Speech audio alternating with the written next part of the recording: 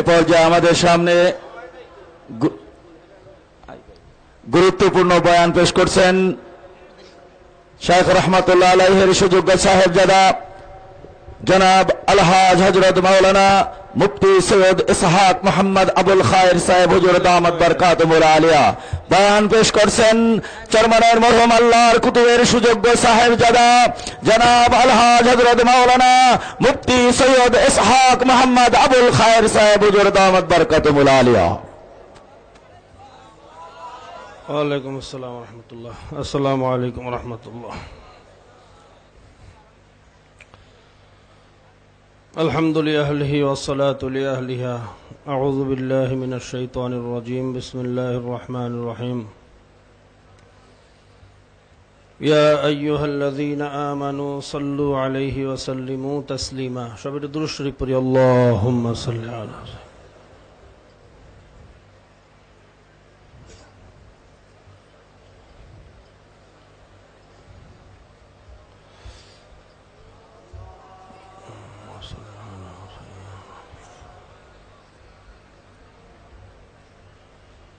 أعوذ بالله من الشيطان الرجيم. بسم الله الرحمن الرحيم. إن الذين آمنوا وعملوا الصالحات كانت لهم جنات الفردوس نزلا.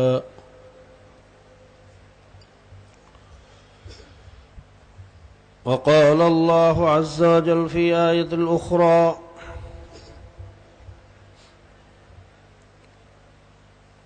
هو الذي بعث في الأميين رسولا منهم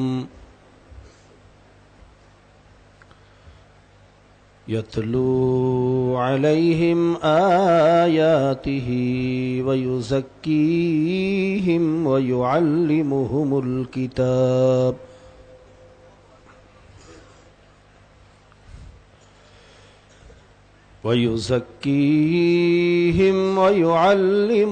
الكتاب والحكمة وإن كانوا من قبل لفي ضلال مبين. صدق الله المولانا العظيم وصدق رسوله النبي الكريم. ونحن على ذلك من الشاهدين والشاكرين. ربنا تقبل منا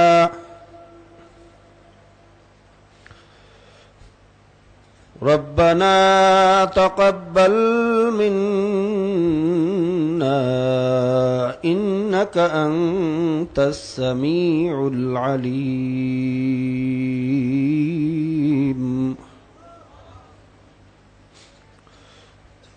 وتب علينا يا مولانا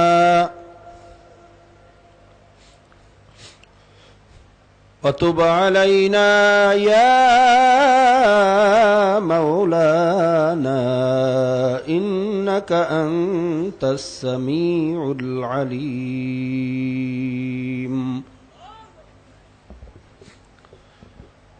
صدر اجلاس معزز معاشر الحاضرين أيها المستمعون الكرام واجب الاحترام حضرت علماء کرام আল্লাহ পাকের বান্দা জনাবে মুহাম্মদুর রাসূলুল্লাহ সাল্লাল্লাহু আলাইহি ওয়াসাল্লামের উম্মতগণ,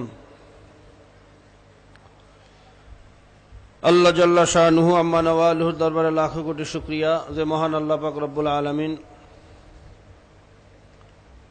ঐতিহ্যবাহী চরমনের মাহফিলে আপনাকে আমাকে আসার জন্য এবং বসার জন্য তৌফিক দান করেছেন। এই জন্য সবাই শুকরিয়া আদান একবার বলুন আলহামদুলিল্লাহ। মাহফিলের ফজিলত, মাহফিলের আজমাত, হায়াবাত এর গুরুত্ব, এর প্রয়োজনীয়তা আশা করি ইতিপূর্বে বক্তাদের আলোচনার মাধ্যমে আমরা সবাই বুঝতে পেরেছি। ঈমান এবং আমলের জন্য এই জিকিরের মজলিস কতটা গুরুত্বপূর্ণ সেই বিষয়ে আমরা প্রত্যেকেই ওয়াকিফাল। সময় অত্যন্ত কম, লম্বা চূড়া আলোচনার সুযোগ নেই। দুনিয়ার মধ্যে আমরা যত মোমেন রয়েছি,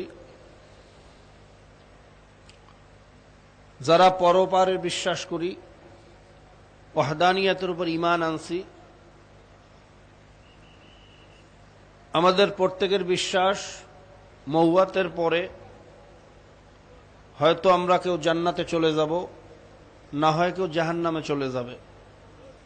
কি কথা ঠিক না?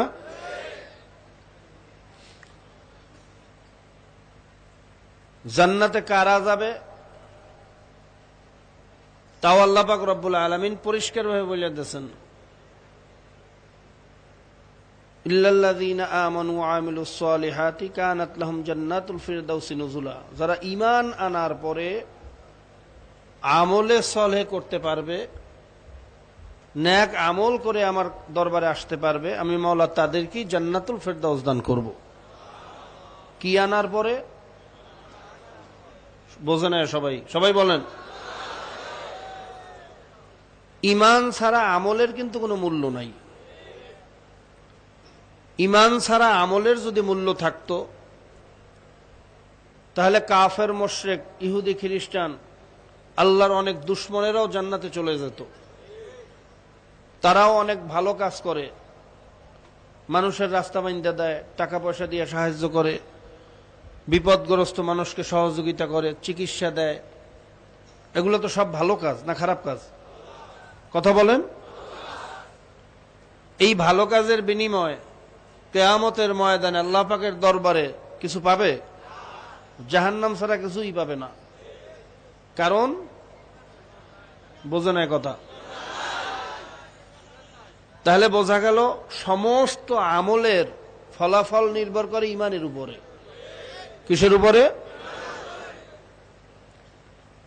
ঈমান এমন একটা পাত্র, যেমন মাছ ধরতে গেছি, জাল ভরিয়ে ভরিয়ে মাছ পাইলাম, যেই পাত্রের ভিতরে রাখলাম পাত্রের তলা ফুটা। কি ফুটা?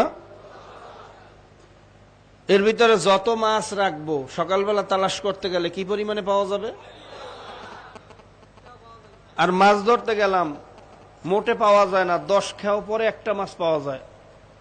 সারা রাত্র জাল মারিয়া মাত্র কয়েকটা মাছ পাইলাম, কিন্তু যে পাত্রের ভিতরে রাখছি আল্লাহর ফজলে পাত্রের তলা ঠিক আছে। কি ঠিক আছে? মাছ যতই কম হোক সকালবেলা পাওয়া যাবে না যাবে না? ঠিক তদ্রুপ যাদের ঈমানের তলা ঠিক আছে, সামান্য আমল করছেন, আল্লাহর ফজলে জমা হয়ে গেছে।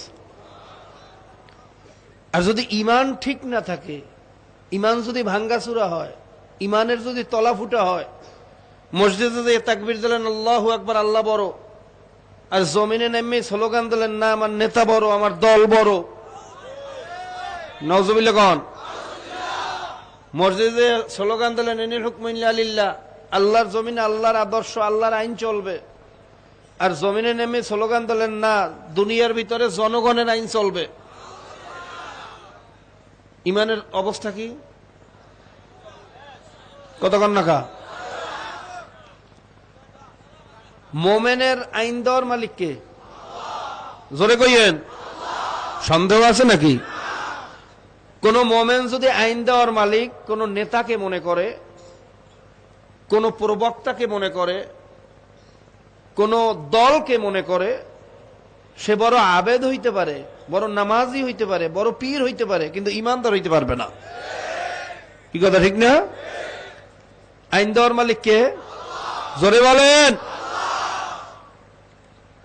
আগে ইমানের তলা ঠিক করা লাগবে, কথা ঠিক না? এরপর আমল করেন। বর্তমান জমানায় অনেক আমলদার দেখা যায়, অনেক নামাজি আমাদের মধ্যে আছে, অনেক জিকিরওয়ালা আছে, কিন্তু কোরআন হাদিসের দৃষ্টিকোণ থেকে গবেষণা করতে গেলে দেখা যায় আসলে লোকটা আবেদ ঠিকই, কিন্তু ইমান ঠিক নেই। ইমানের তলা ফুটা। কি কথা ঠিক না? ইমান কি জিনিস? 3 জিনিসের সমন্বয় হইল ইমান। কয় জিনিস? ইমানের অনেক শাখা, প্রায় 77টার উপরে শাখা, লম্বা বহস, কিন্তু মৌলিক 3টে জিনিসের নাম হইল ইমান। কয়টা জিনিস মনে থাকবে?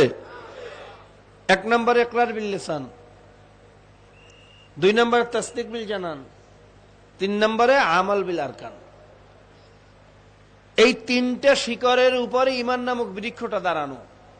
তার শাখা প্রশাখা ডালপালা অনেক থাকতে পারে, কিন্তু মূল গাছটা দাঁড়াই রয়েছে কয়টা শিকার উপর? জোরে কন। মুখে স্বীকার করতে হবে, অন্তরে বিশ্বাস করতে হবে, আর কাজে কর্মে কাফের মুশরিকের আদর্শ বাস্তবায়ন করলেও হবে। কার আদর্শ বাস্তবায়ন করা লাগবে? এখন কথা কয় না কার? যদি কোন নেতার আদর্শ বাস্তবায়ন করেন, আবু জেহেলের আদর্শ বাস্তবায়ন করেন, ফেরাউনের আদর্শ বাস্তবায়ন করেন, ইবলিসের আদর্শ বাস্তবায়ন করেন, নামাজ পড়তে পড়তে কফাল শেষ করবেন, কিন্তু কোনো লাভ। নামাজ পড়লে যদি জান্নাতে যাওয়া যাইতো, তাহলে ইবলিস জান্নাতে যাইতো সবাই আগে। ইবলিসের চেয়ে বেশি নামাজ পড়নেওয়ালা এই দুনিয়ার সবাই নামাজ একত্রিত করলে ইবলিসের সমান হবে না।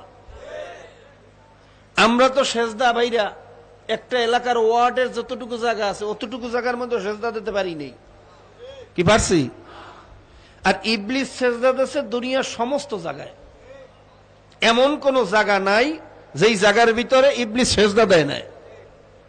এই জন্য ভণ্ডরা বলে আজাজিলে সেজদা দিয়া নাপাক করলো সব জায়গা, লা মোকামে সেজদা দিলে খুশি হয় যে রব্বানা, লা মোকামে সেজদা দাও তাইলে তুমি কামিয়ে বইয়ে যাবা। নাউজুবিল্লাহ। যাই হোক, আমি সেদিকে যাব না। তাহলে এত ইবাদতের পরেও এলেমের দিক থেকে সমস্ত আসমানি কিতাবের এলেম সে জানত, আমলের দিক থেকে সমস্ত জমিনের ভিতরে তার সেজদা ছিল, কিন্তু কিয়ামতের ময়দানে আল্লাহর দরবারে সে কামিয়াব হইতে পারবে না। কারণ কি?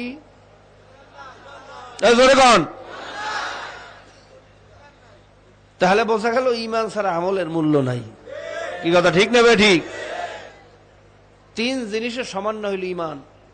মুখে স্বীকার করতে হবে, অন্তরে বিশ্বাস করতে হবে, কাজে কর্মে আমলে প্রমাণ করিয়া দেখাইতে হবে আমি আল্লাহ এবং আল্লাহর রাসূলের সৈনিক, লেনিন আর আব্রাহাম লিঙ্কন আর মাউসুদনের সৈনিক না। কি কথা ঠিক না? ঠিক।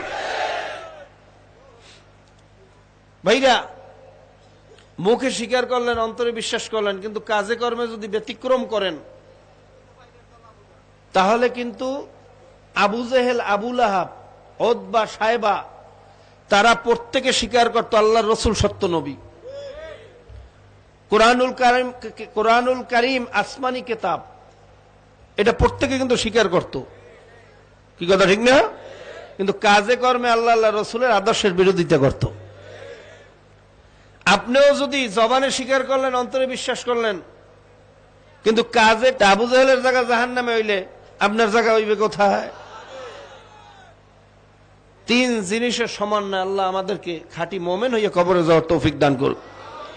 বলতে পারেন হুজুর, বর্তমান জমানায় অনেক আলেমরা, অনেক মুফতিরা, অনেক পীরেরা দিয়ে কুফরি আদর্শ বাস্তবায়নের চেষ্টা করে। যারা জেনার আইন পাশ করে, মদের আইন পাশ করে, বেপরদার আইন পাশ করে, সুদের আইন পাশ করে, তাদের সহযোগিতা করে। আমরা করলে দোষ কি?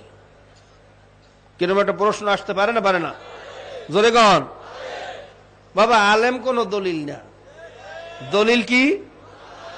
কথা কয় না। কোরআন এবং হাদিস হইল দলিল। কোন আলেমে কি করছে এটা কোনো দলিল না। অনেক আলেম যে জোতা চুরি করিয়া ধরা পড়ে, তোমার জন্য জোতা চুরি করা যায়? কথা কয় না। অনেকে যে সুদের ব্যবসা করে, তোমার জন্য সুদ খাওয়া যায়? অনেকে বিভিন্ন চুরি করিয়া ধরা পড়ছে, তোমার জন্য চুরি করা যায়? আলেম কোন দলিল না। দলিল কি? কথা কয় না। জোরে কন। মনে থাকবে ইনশাআল্লাহ। আর বর্তমান জমানার আলেম এত বড় মারাত্মক। কালকে নায়েবে আমিরুল মুজাহিদিন যুক্তি সহকারে ব্যাখ্যা দিয়ে আপনাদেরকে বলছেন কি এরপরে বলতে কিছু বাকি আছে? কতক্ষণ? আমি প্রায়ই বলি বর্তমানে প্রায় 5 প্রকারের আলেম আছে। কয় প্রকার? 1 নম্বরে আছে সরকারি আলেম, কি আছে না নাই? 2 নম্বর আছে দরকারি আলেম, 3 নম্বর আছে তরকারি আলেম, 4 নম্বরে আছে মস্কারি আলেম, 5 নম্বরে আছে আল্লাহর ফজলে হক্কানি আলেম। কি আছে না নাই? দরকারি আলেম কারা? না, প্রথম 1 নম্বরে কইছি কি সরকারি আলেম না? এরা যখন যেই সরকার ক্ষমতায় আসুক বা যেই সরকারের সেই সরকারের পক্ষে দালালি করে। কি কথা ঠিক না? সরকার যদি কুফুরি কথা কয়, কয় ঠিক, এর পক্ষে কোরআনের আয়াতও ফিট করে, হাদিসও ফিট করে। কথা কয় না? এরকম একদল সরকারি আলেম, কুফুরি হোক যা হোক, সব সরকারের পাও চাটে, এরকম একদল আছে না নাই? এইসব সাদা আলেম দিয়ে কোনো দলিল দেওয়া যাবে? জোরে কথা কন। 2 নম্বরে কি কইছি? দরকারি আলেম কারা? যাদেরকে দেখবেন একটু দরকারি কাজ, জানাজা নামাজের জন্য দরকার, খুতবার জন্য দরকার, বিবাহ শাদীর জন্য দরকার, একটু দোয়া টোয়ার জন্য দরকার। এই দরকারি কাম সারিয়া ভালো করিয়া মুরগির রান টান খাইয়া পেট ডলতে ডলতে বাড়ির দিকে যায়। কি কথা ঠিক না? এদিকে যে ইসলাম এবং মুসলমান ধ্বংস করার ষড়যন্ত্র চলতেছে, বাংলার জমিনে আল্লাহর রসুলকে জারজ সন্তান বললে গালি দিতেছে, চরিত্রহীন বলতেছে, লম্পট বলতেছে। এলই হুজুরের কোনো চিন্তা নাই, হুজুরের পেট ঠিক সব ঠিক। কি কথা কন না? এরকম একদল আছে না নাই? এই সমস্ত দরকারি আলেম দিয়ে কোনো দলিল দেওয়া যাবে? 3 নম্বরে কি কইছি? কথা কয় না?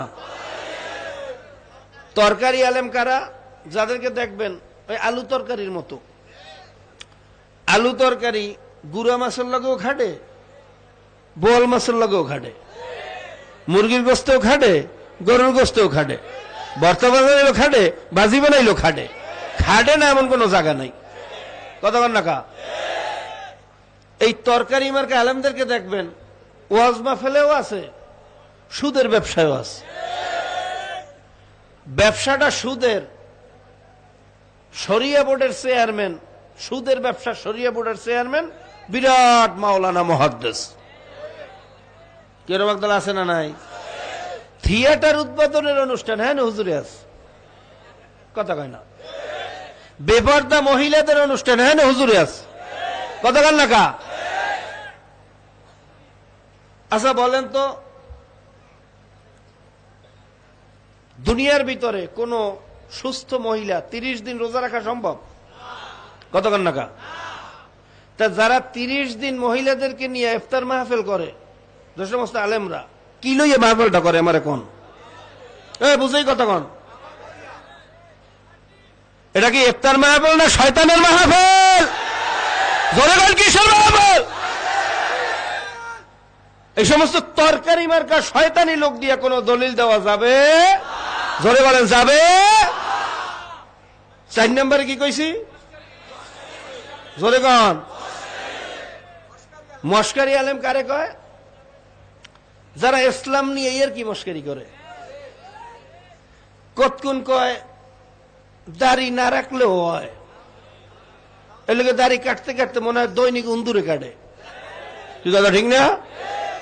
আবার যখন মাইর খাওয়ার সময় হয় তখন দাড়ি লম্বা করিয়া লম্বা জামা টামা গায়ে দিয়ে তসবি লইয়া মসজিদে সুবহানাল্লাহ সুবহানাল্লাহ সুবহানাল্লাহ। কি কথা ঠিক না? আবার যখন পাওয়ার টাওয়ার ক্ষমতা টমতা থাকে তখন টাইটুই কোটটোট পরিয়া, ওটা মুসলমানের সন্তান না খ্রিস্টানের সন্তান দেখলে বোঝা যায় না। কথা বল না কা? একবার কয় মহিলা নেতৃত্ব হারাম, আবার কয় মহিলা নেতৃত্ব হালাল। নিজেদের প্রয়োজন হইলে হালাল, প্রয়োজন না হইলে কি? কথা বল না কা? এই হারাম হালাল বানানোর ক্ষমতা তোমার দেশে কেটা? কথা কয় না?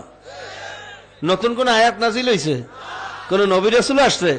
তা হারাম হালাল বানানোর ক্ষমতা তোর কে দেশে? টাউটার মনে হয় যেন ইসলাম নিয়ে একটা ইয়ার কি মস্কারি শুরু করছে। কি কথা ঠিক না? এইসব ইয়ার কি মস্কারি আলাপ কোন আলেম দিয়ে দলিল দেওয়া যাবে? জোরে বলেন, যাবে? আর 5 নম্বরে কি কইছি? জোরে গন আছে না নাই? কেমনে চিনবেন? কথা বল না কা, যাদের কথার সাথে কাজের সাথে মিল আছে। কি কথা ঠিক না? যা বলে সত্য বলে, মিথ্যার আশ্রয় কতক্ষণ।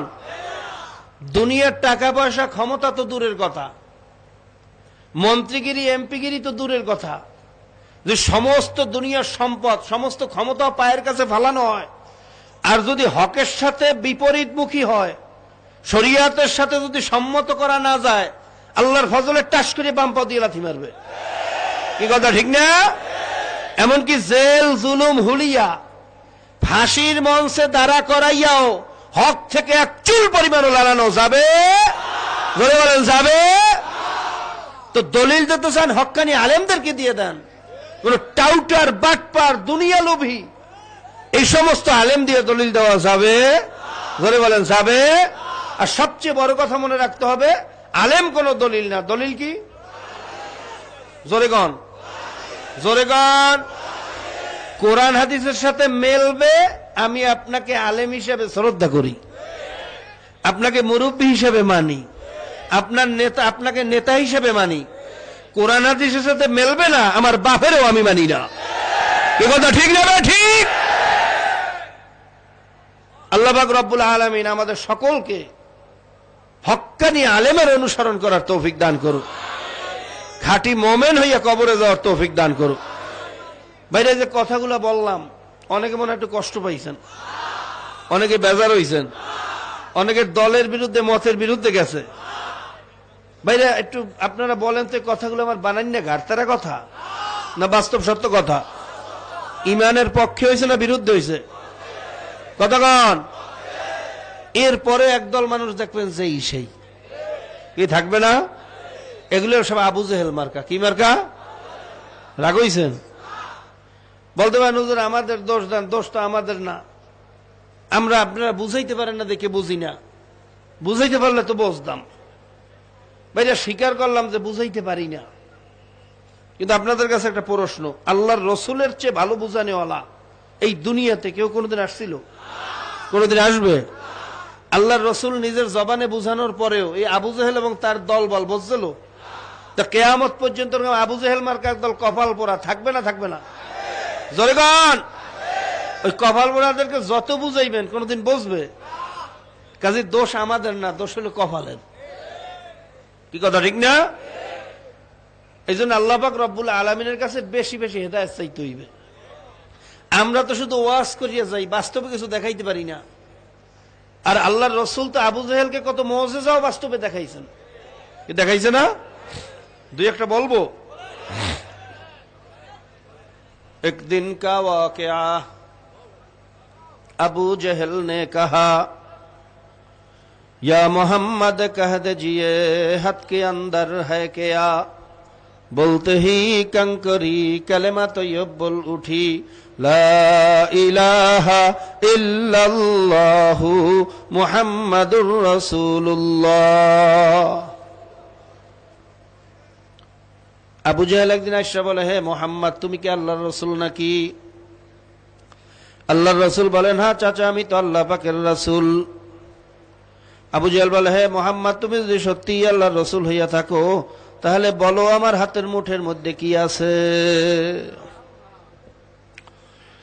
আল্লাহর রসুল বলেন, চাচা যদি আমি বলতে পারি আপনার হাতের মুঠের ভিতরে কি আছে, আপনি আজকে ঈমান আনবেন নাকি? আবু জাহেল বলে, হ্যাঁ আমি ঈমান আনবো, কারণ আমার হাতের মুঠের মধ্যে কি আছে তা তো তুমি দেখো নাই। আল্লাহর রসুল আঙ্গুল দিয়ে ইশারা করলেন, হে হাতের মুঠে কি আছো কথা বলো। ইশারার সঙ্গে সঙ্গে হাতের মুঠের পাথরগুলার জবান খুলিয়া গেছে। পাথরগুলা সাক্ষী দিয়া বলল উঠল, লা ইলাহা ইল্লাল্লাহু মুহাম্মাদুর রাসূলুল্লাহ। কালেমা সাক্ষী দিয়া পাথরগুলা বলতেছে, আল্লাহর রসুল আমরা একটা পাথর এই হাতের মুঠের ভিতরে আছি। সবাই বলুন সুবহানাল্লাহ। এত বড় মুজিজা দেখার পরেও কপাল পোড়া ঈমান আনে নাই। আবু জেহেল চিন্তা করলো, সর্বনাশ, মুহাম্মদ কত বড় জাদুকর, পাথর দিয়া কথা বলাইয়া দেয়। সবাই বলুন নাউজুবিল্লাহ। এই চিন্তা করি আরেকদিন আসছে একটা খেজুর নিয়া, ভিতরের বিচি ফালাইয়া শুধু ছোকলা নিয়ে আসছে। এসে বলে, হে মুহাম্মদ, যদি এই ছোকলা দিয়া তুমি গাছ উঠাইতে পারো তাহলে মনে করবো সত্যি তুমি আল্লাহর রাসূল। আল্লাহর রাসূল বলেন, চাচা, যদি ছোকলা দিয়া গাছ উঠাইতে পারি আপনি ঈমান আনবেন নাকি? আবু জেহেল বলে, হ্যাঁ, এবার আমি ঈমান আনবো, কারণ ছোকলা দিয়া কোনো দিন গাছ হইতে পারে না। আল্লাহর রাসূল যখন বিসমিল্লাহ বলল, ওই ছোকলাটা লাগাইয়া দিলেন। মাওলায় চাইলে ছোকলার থেকেও গাছ হইতে পারে না? পারে না? কয়েকদিনের ব্যবধানে মাওলার কুদরতে ওই ছোকলার থেকে গাছ হইয়া গেছে। শুধু গাছ হইয়া আল্লাহর রাসূলের মুজিজা শেষ হয় না, ওই গাছ থেকে কিছুদিন পরেই আবার বাইরা বিচিবিহীন খেজুর হইয়া গেছে। এত বড় মুজিজা দেখার পরেও কপাল পরা ঈমান আনে না। আবু জেহেল চিন্তা করলো, হয়তো ছোকলার ভিতরে গাছ হওয়ার কোনো ক্ষমতা থাকতে পারে। এই চিন্তা করি আর একদিন একটা খেজুরকে পোড়াইয়া কয়লা বানাইয়া আনছে। আয়েশা বলে, হে মুহাম্মদ, তুমি যদি সত্যি আল্লাহর রাসূল হইয়া থাকো তাহলে আমি যে কয়লাটা নিয়ে আসছি, একটা খেজুরকে পোড়াইয়া কয়লা বানাইছি, এর ছোকলার ভিতরেও কিছু নাই, বিচির ভিতরেও কিছু নাই। যদি এই কয়লা লাগাইয়া তুমি গাছ উঠাইতে পারো তাহলে মনে করবো সত্যি তুমি আল্লাহর রাসূল। আল্লাহর রাসূল বলেন, চাচা, যদি আমি কয়লা দিয়েও গাছ উঠাইতে পারি আপনি ঈমান আনবেন নাকি? আবু জেহেল বলে, হ্যাঁ, এবার আমি ঈমান আনবো, কারণ কয়লা দিয়ে কোনোদিন গাছ হইতে পারে না। আল্লাহর রাসূল যখন বিসমিল্লাহ বললে কয়লাটা লাগাইয়া দিলেন, আমার মাওলায় চাইলে কয়লার থেকেও গাছ উঠাইতে পারে না? পারে না? জোরে বলেন, পারে না? পারে না? ইন্না খলাকনাল ইনসানা মিন নুতফাতিন আমশাজিন নাবতালিহি ফাজআলনাহু সামিআম বাসীরা।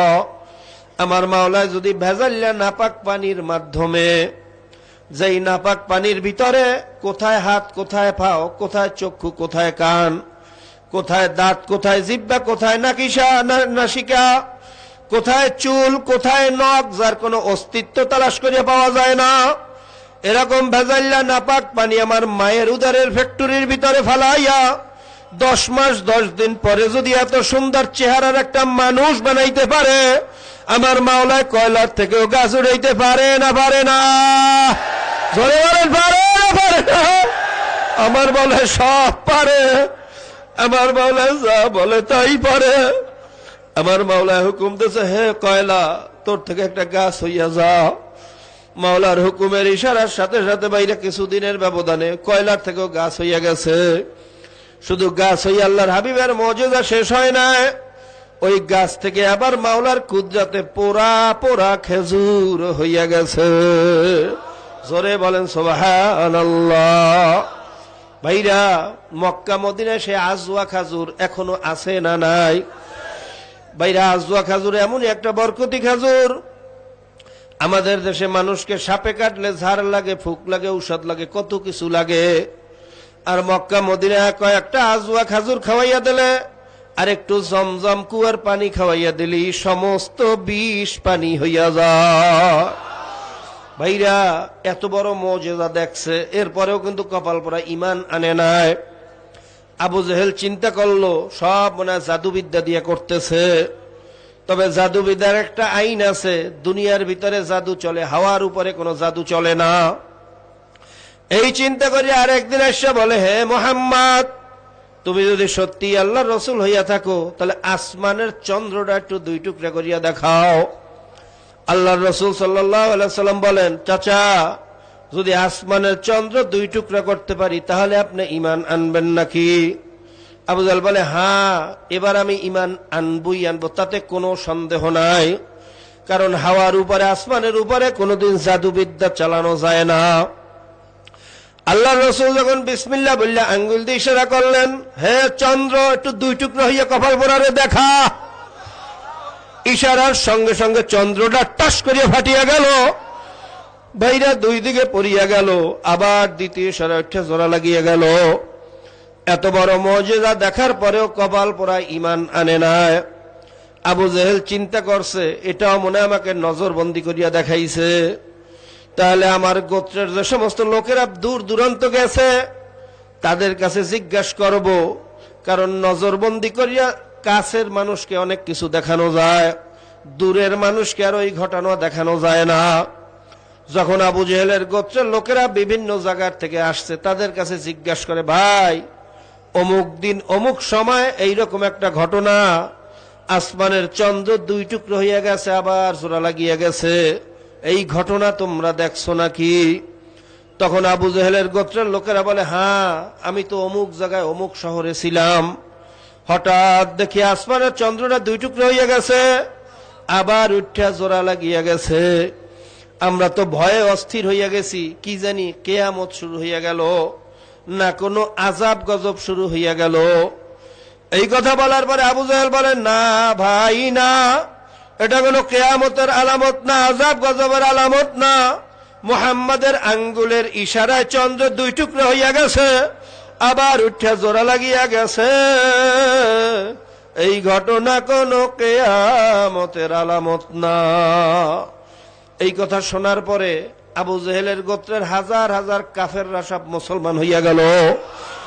আবু জেহেলের গোত্রের হাজার হাজার কাফেরদের একই হইয়া গেছে যে আসমানের চন্দ্রকে দুই টুকরা করা এটা কোনোদিন মানুষের পক্ষে সম্ভব না, নিশ্চয়ই মুহাম্মাদুর রাসূলুল্লাহ সাল্লাল্লাহু আলাইহি ওয়াসাল্লাম আল্লাহ পাকের রাসূল,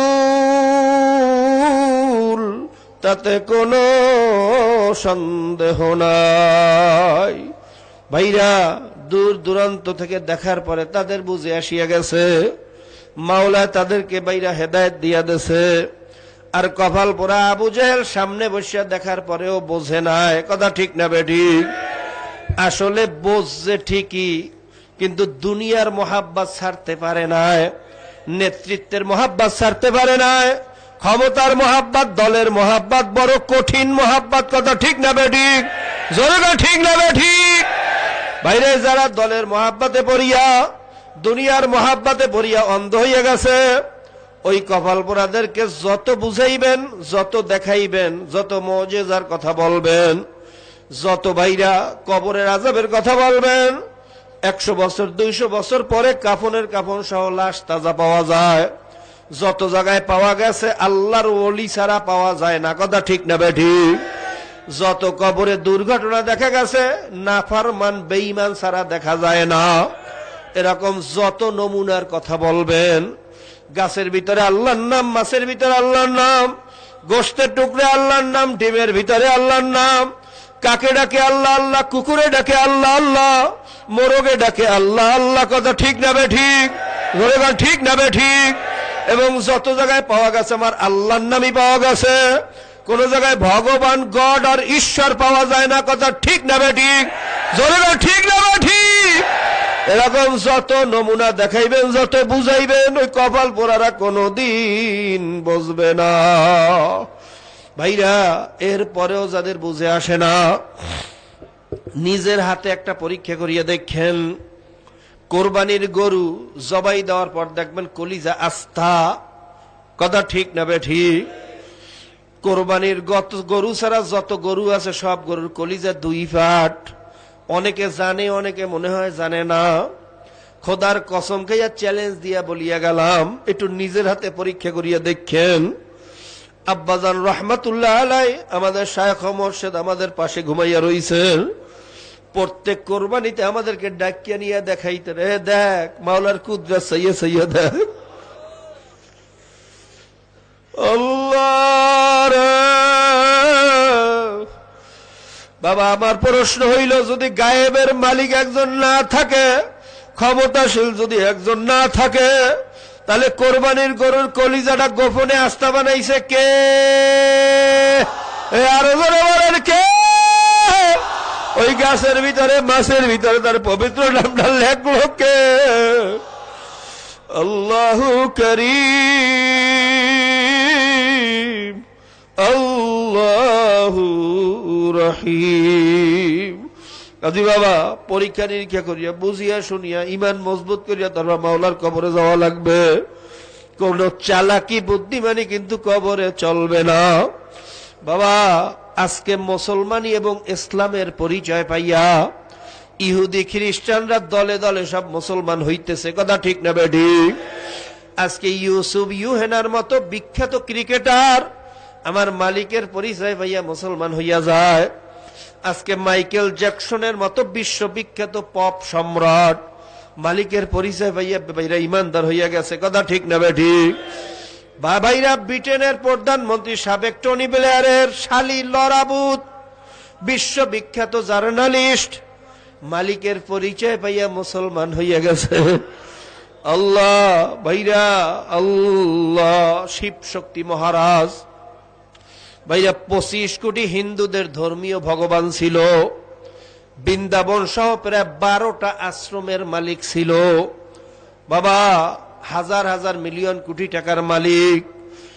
22টা ভাষায় কথা বলতে পারত, 18টা ভাষায় ছিল পণ্ডিত, 4টা ভাষায় ছিল ডক্টরেট ডিগ্রি, কথা ঠিক না বেঠিক? তার শিক্ষা এবং যোগ্যতার কারণে ভাইরা ভারতের হিন্দুরা তাকে ভাইরা ভগবানের অবতার বলিয়া ভাইরা সেজদা করত, ভগবান বলিয়া স্বীকার করত। জোরে কর নাউজুবিল্লাহ।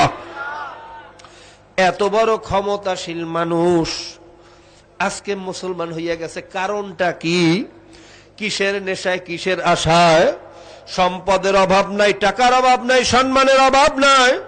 বাবা, চিন্তা করিয়া দেখো, মালিকের পরিচয় পাইয়া যাবা, কথা ঠিক না বেঠিক? শিব শক্তি মহারাজ কিভাবে মুসলমান হইল?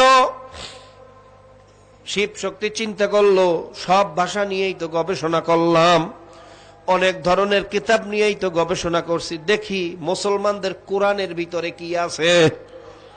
জোরে গান সুবহানাল্লাহ। কোরআন নিয়ে গবেষণা শুরু করছে। মাওলার কোরআন নিয়ে যে গবেষণা করে, মাওলা তারে ঘালিয়েতে ফিরাইয়া দেয় না।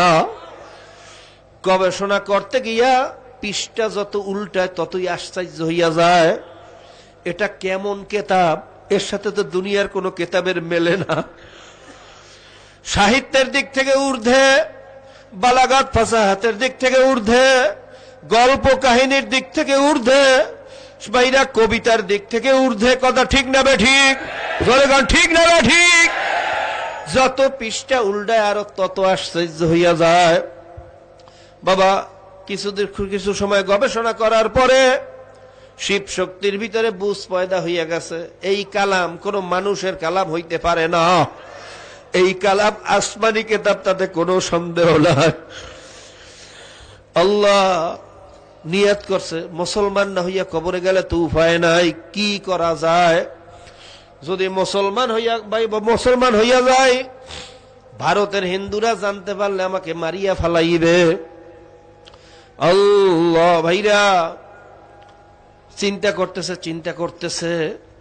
হঠাৎ একদিন রাত্রবেলা স্বপ্নে দেখে সুন্দর চেহারার একটা মানুষ এসে উপস্থিত হইছে।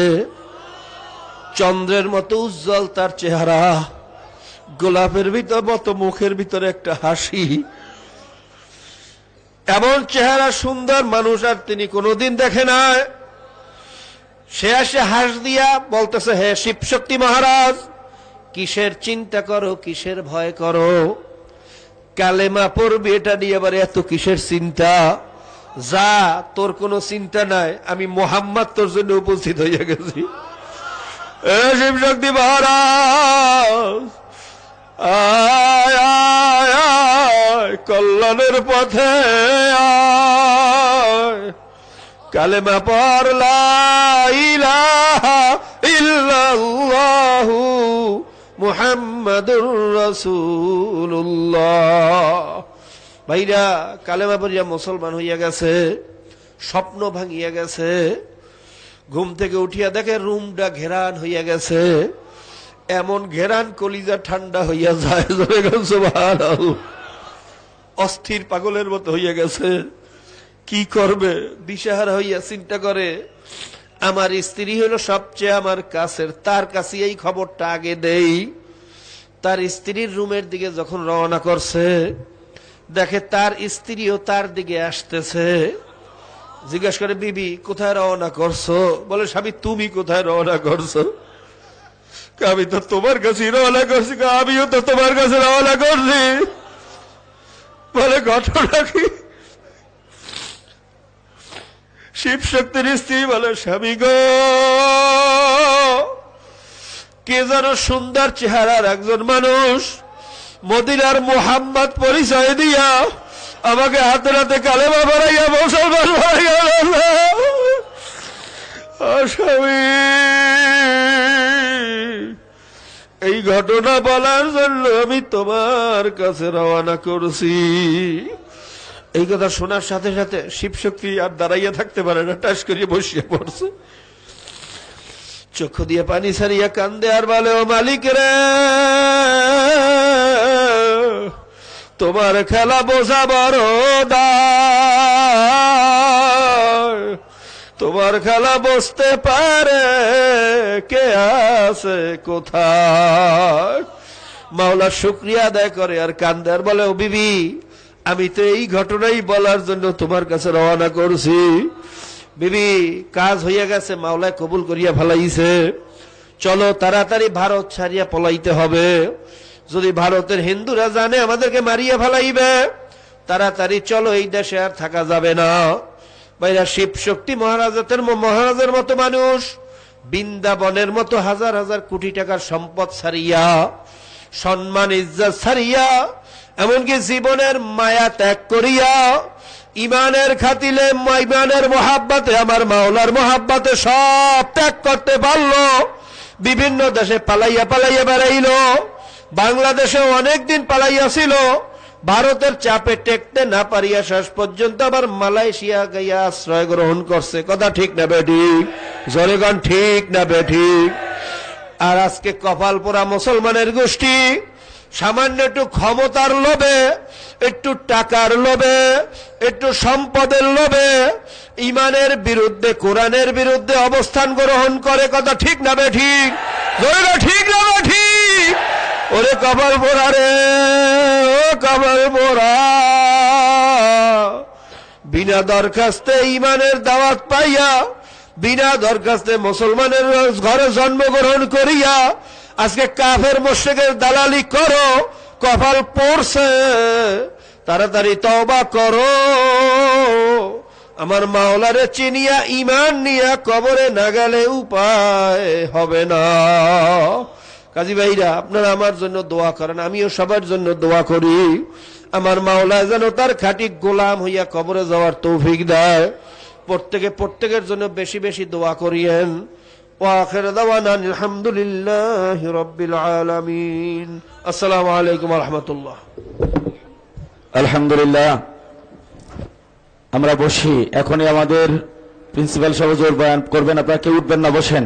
একটি এলান শুনেন। ছোট্ট একটা বাচ্চা ইমাম কালাম, তার বাবার নাম আবুল কালাম হাওলাদার, ছেলেটা স্টেজে আছে সন্ধ্যার পর থেকে, আপনি তাকে নিয়ে যান। আবুল কালাম, আপনার ছেলে ইমামকে নিয়ে যান। মুজাহিদ সুমারির যারা ফর্ম পূরণ করেছিলেন, কর্মী যারা করাইছেন, ওই বইগুলো নিয়ে মুড়িগুলো এক্ষুনি মুজাহিদ কমিটির অফিসে জমা দিয়ে দিবেন।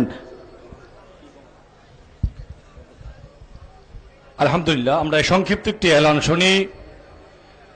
আমরা বরিশাল সদর উপজেলার, একটু লক্ষ্য করে শুনি, বরিশাল সদর উপজেলার যে সমস্ত ভাই এবং বন্ধুরা চরমনায় অগ্রহায়ণের মাহফিলে এসেছি এবং জালকাঠি সদর উপজেলা এবং নলছিটি উপজেলার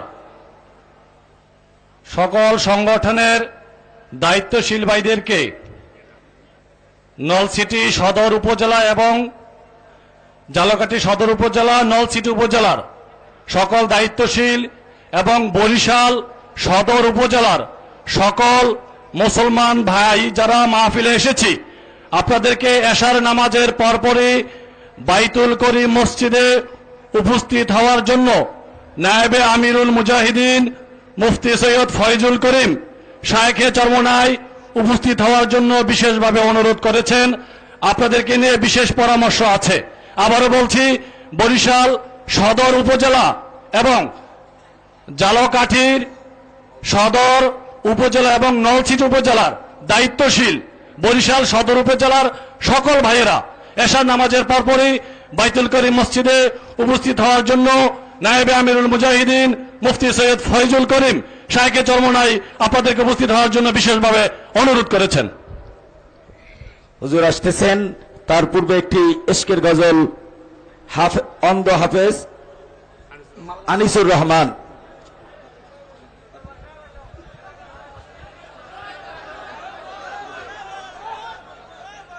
আসসালামু আলাইকুম ওয়া রাহমাতুল্লাহি ওয়া বারাকাতুহু।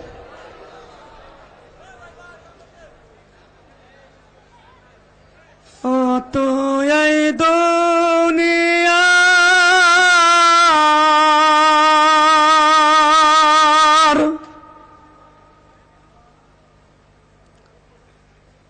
মায়ায় পড়ে করস কত বাহানা,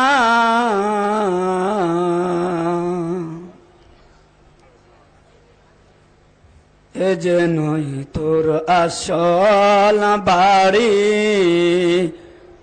কবর যে তোর আসল ঠিকানা।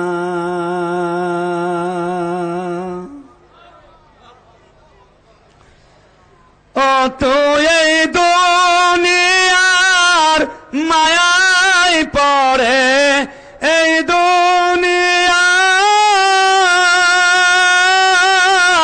মায়ায় পড়ে করস কত বাহানা,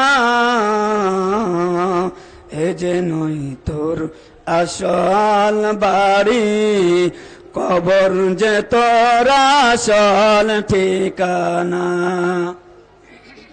এ যে নই তোর আসল বাড়ি, কবর যে তোর আসল ঠিকানা।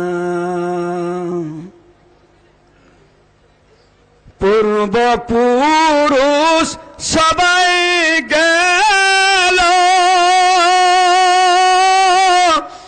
একে একে সব হারালো।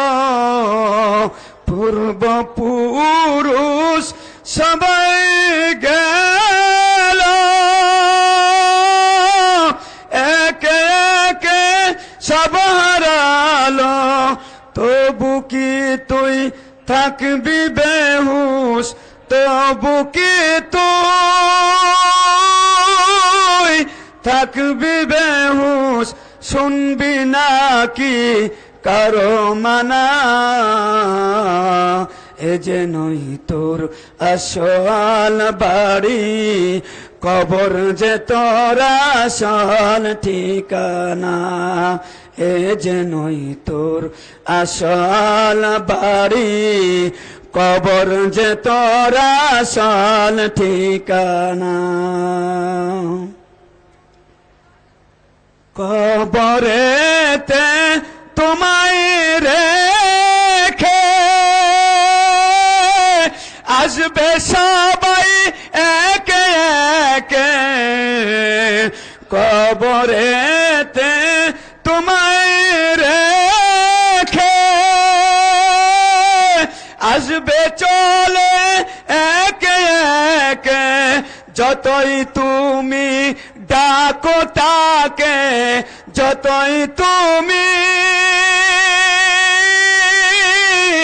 ডাকো তাকে, কেউ তো ফিরে চাইবে না। এ যে নই তোর আসল বাড়ি, কবর যে তোর আসল ঠিকানা। এ যে নই তোর আসল বাড়ি, কবর যে তোর আসল ঠিকানা।